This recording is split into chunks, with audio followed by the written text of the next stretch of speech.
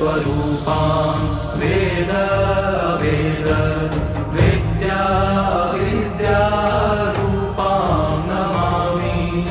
ऊर्ध्व तिर्यक् सर्वव्याप्ताम्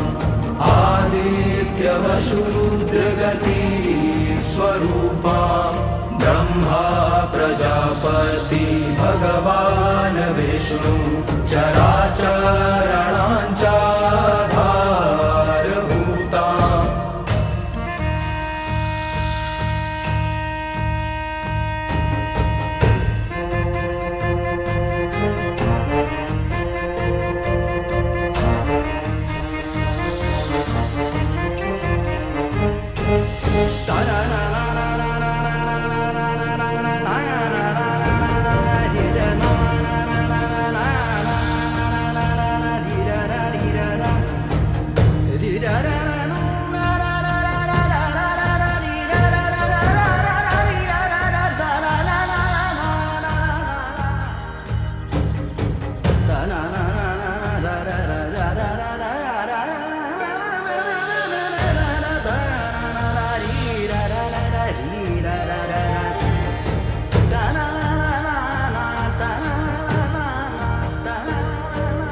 ब्रह्मा महेन्द्र विष्णु शक्तिं परमात्म शक्तिं ज्ञान स्वरूपां वागधिरूपां काल स्वरूपां मुक्तिं तथा मुक्तिदात्री विजयिनी नमाम्यनन्तां शुद्धां शरण्यां कल्याणदात्रीं दुर्गा शिवाम् अज्ञेयनन्तां लक्ष्यामजयकां नायकां परं श्रेष्ठ मंत्र मातृकां नमामि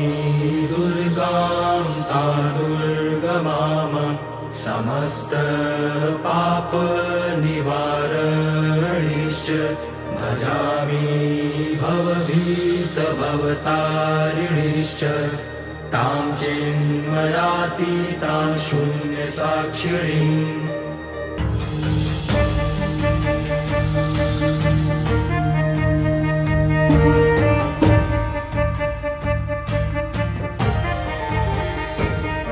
नमामि दुर्गां ब्रह्म ब्रह्म प्रकृति पुरुष रूपां विश्वरूपां सदसद स्वरूपां त्रिगुणात्मिकां च जगत प्रसूतां अजानजाम आनन्द अनानन्द विज्ञान विज्ञान अपञ्चीकृत पञ्चभूतां जगत स्वरूपां वेद वेद विद्या विद्यारूपां नमामि ऊर्ध्व तिर्यक् सर्वव्याप्ताम् आदित्यवशुरुद्रगति स्वरूपां ब्रह्मा प्रजापति भगवान् विष्णु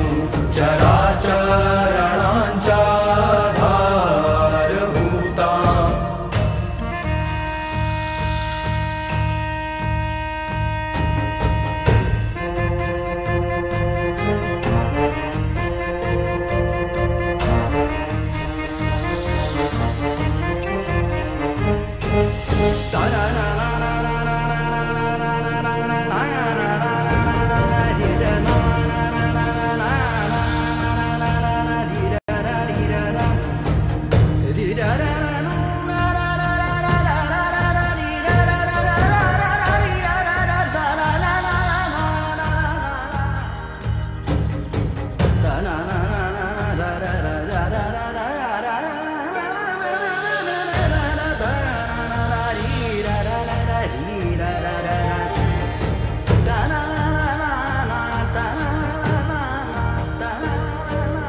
ब्रह्मा महेन्द्र विष्णु शक्तिं परमात्म शक्तिं ज्ञान स्वरूपां वागधिरूपां काल स्वरूपां मुक्तिं तथा मुक्तिदात्री विजयिनी नमाम्यनन्तां शुद्धां शरण्यां कल्याणदात्रीं दुर्गा शिवाम् अज्ञेयनन्तां लक्ष्यामजयकां नायकां परं श्रेष्ठ मंत्र मातृकां नमामि दुर्गां तां दुर्गमाम समस्त पाप निवारणीश्च भजामि भवभीतभवतारिणीश्च तां चिन्मयातीतां शून्यसाक्षिणीम्